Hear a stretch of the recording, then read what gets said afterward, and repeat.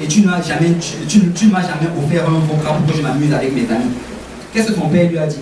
Mais tu es dans la maison, tout t'appartient.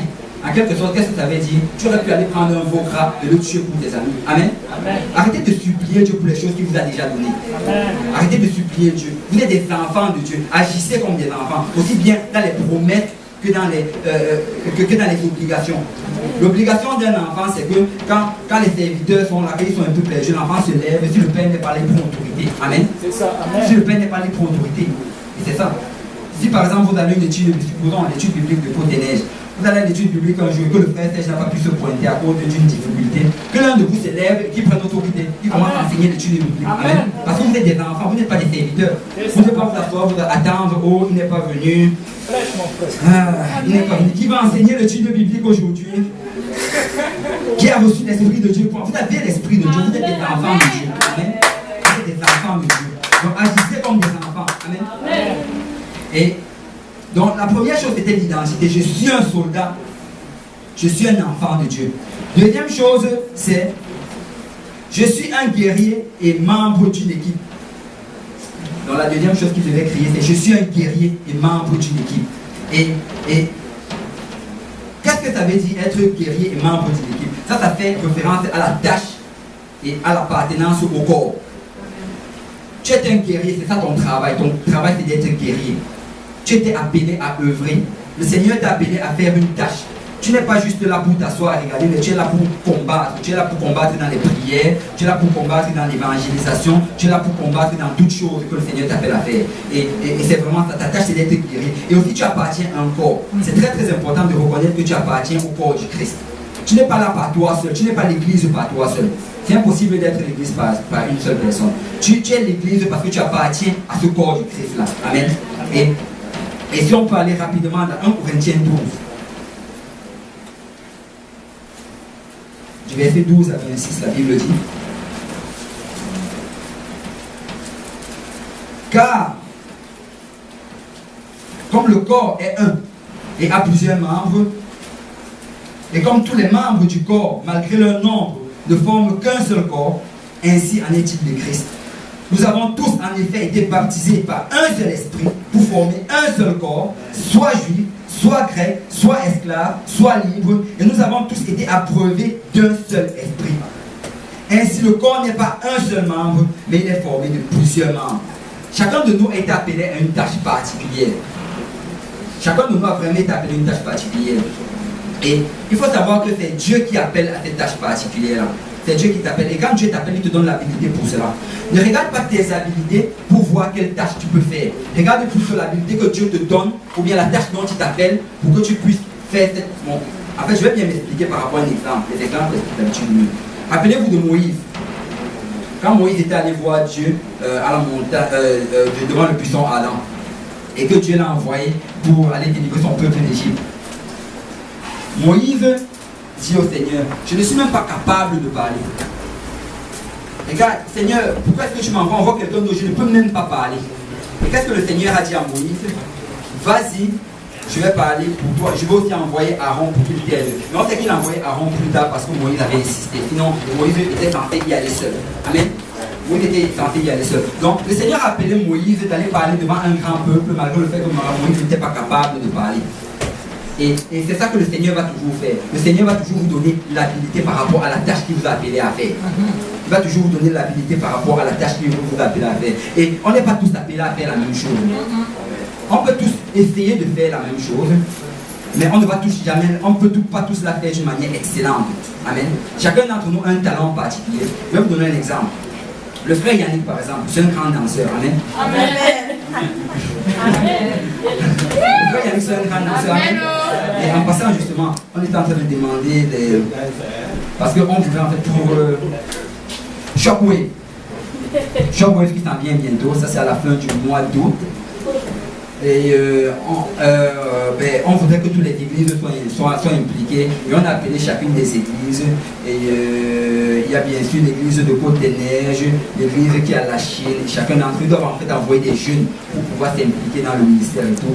Et quand on regarde, c'est sûr qu'on va avoir certaines personnes qui seront pour la chorale, mais on va éviter d'être trop on va éviter de trop s'impliquer dans cela. Parce que nous, en fait, on a notre ministère. On a un ministère vraiment très spécial qui ne peut être fait que par J. Péniel. Alléluia! Le ministère des coureurs.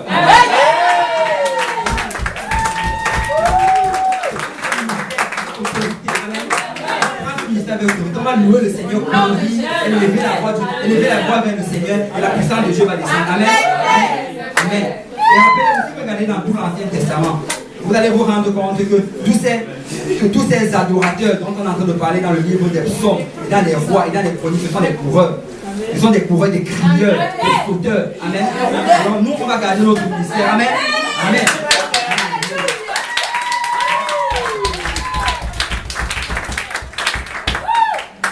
Donc, ça c'est une parenthèse. Donc, ce que je disais, c'est que le frère Yannick est un grand danseur. Amen.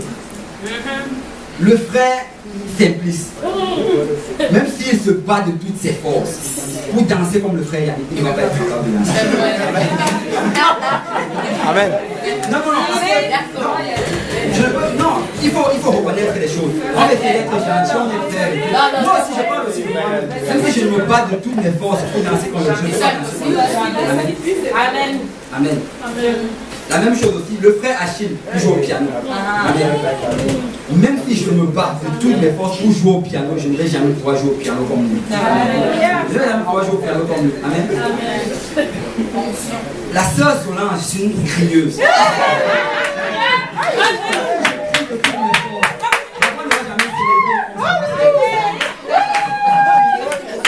Le frère me dit c'est un sauteur.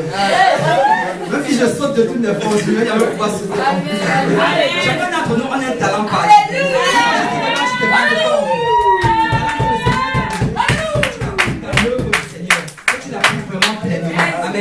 Que tu l'appliques vraiment pleinement.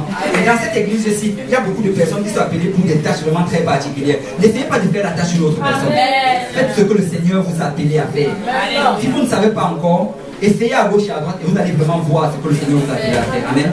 Ne restez pas là bras ballants en disant que j'attends que le Seigneur me dise ce que je dois faire.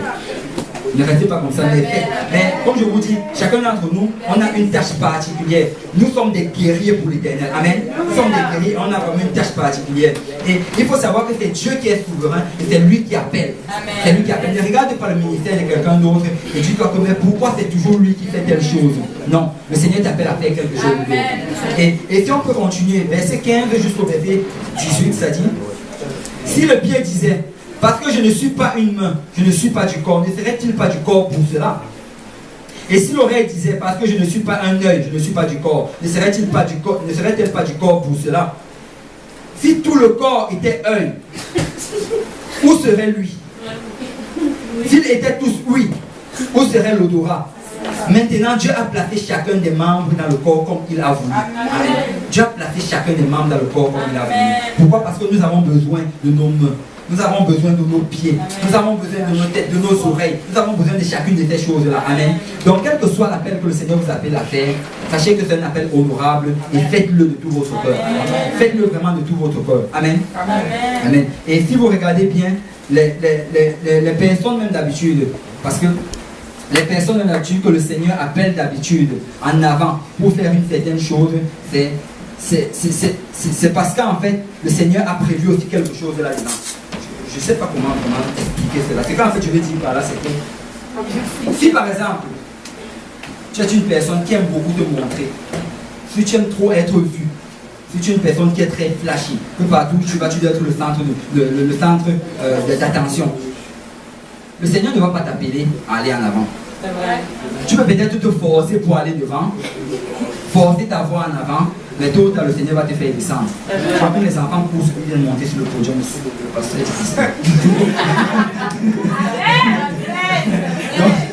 Donc, si tu es quelqu'un de très très flashy, le Seigneur ne va pas t'appeler en avant. Pourquoi? Parce que si tu vas en avant et que tu gardes toujours cette attitude-là, tu seras en train de prendre la gloire du Seigneur. Or, il a dit qu'il ne partage sa gloire avec personne. Le Seigneur va d'abord te descendre, il va d'abord t'humilier, il va d'abord te rabaisser, jusqu'à ce que tout cet orgueil-là s'en aille. C'est alors là qu'il va pouvoir t'amener en avant. C'est là qu'il va pouvoir t'amener en avant. Amen. Donc n'essayons pas de courir toujours pour être devant. Moi je trouve que la place la plus confortable, c'est vraiment dans les bancs. Amen. C'est vraiment dans les bancs. Amen. Donc, quelques semaines, si le Seigneur t'appelle, allez en avant, vas-y. Amen. Ne durcis pas comme Moïse. Vas-y. Vas-y. Donc,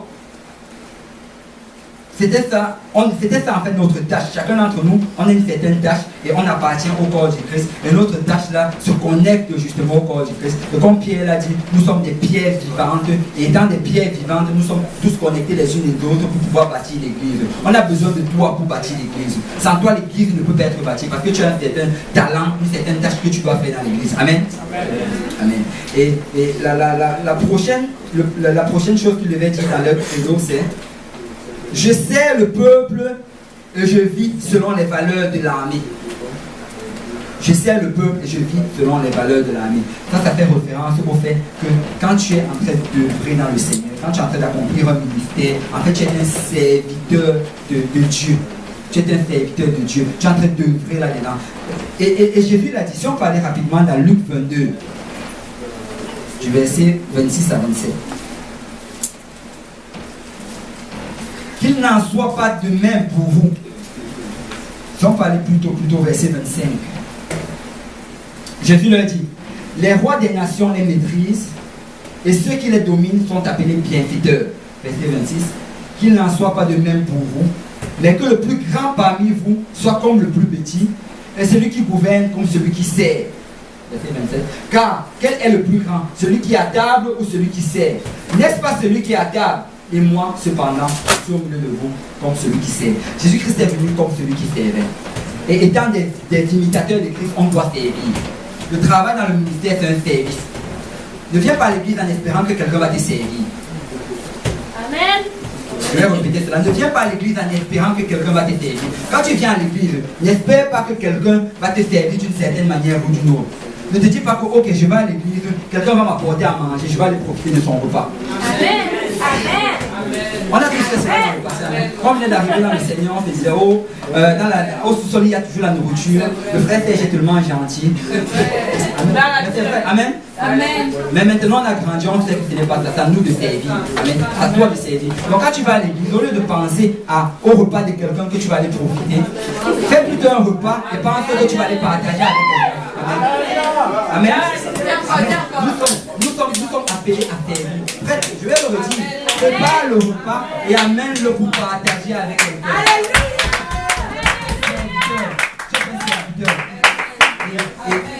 Et ne t'attends pas toujours à ce que quelqu'un va toujours te rendre un service quelconque. Rends-toi toujours prêt à donner les services. Parce que quand Jésus-Christ était là, c'est lui qui a lavé les pieds de ses apôtres. Amen.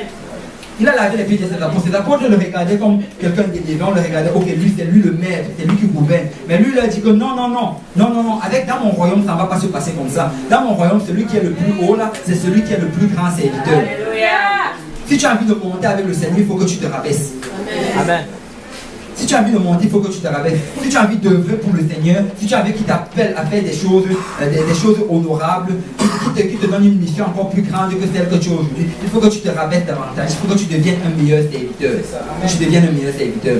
Arrête de chercher ce que les gens vont faire pour te rendre service. Cherche plutôt ce que tu vas faire pour rendre service aux gens. Amen. Cherche ce que tu vas faire pour rendre service aux gens. Amen. Parce que tu es un enfant de la maison. C'est toi qui dois aller chercher l'eau frigo pour donner aux gens. Amen. Amen. C'est toi qui dois aller préparer la nourriture pour apporter. C'est toi qui dois donner l'ordre aux serviteurs, aux anges, pour qu'ils puissent agir dans la vie des gens. Amen. Agis comme un enfant de la maison. Dis à ton voisin, agis comme un enfant de la maison. Et non seulement c'est toi qui dois servir, mais en plus de ça, tu dois le faire selon les règles. Parce que regardez, il dit: je sers le peuple et je vis selon les valeurs de l'armée. Un soldat vit selon les valeurs de l'armée. Si un soldat se dévie un peu des valeurs de l'armée, on l'appelle en cours martial. Il vit selon les valeurs de l'armée, ça ne marche pas comme ça. Ce n'est pas chacun qui décide de ce qu'il veut faire. Non. On vit selon les valeurs. Les valeurs de notre armée, c'est la Bible. Amen. Les valeurs de notre ami, c'est la Bible. Donc on doit vivre selon tout ce qui est écrit dans cette Bible-ci. On doit se sanctifier, on doit servir le Seigneur davantage. Et c'est ça qu'un soldat du Seigneur doit faire. Amen. Amen. Et c'est pour ça que la sanctification c'est important. Parce que si on peut aller rapidement dans 1 Timothée 3, non 2 Timothée 3, Dans 2 Timothée 2, 3. Non. 2 Timothée 2, va plutôt verset 5.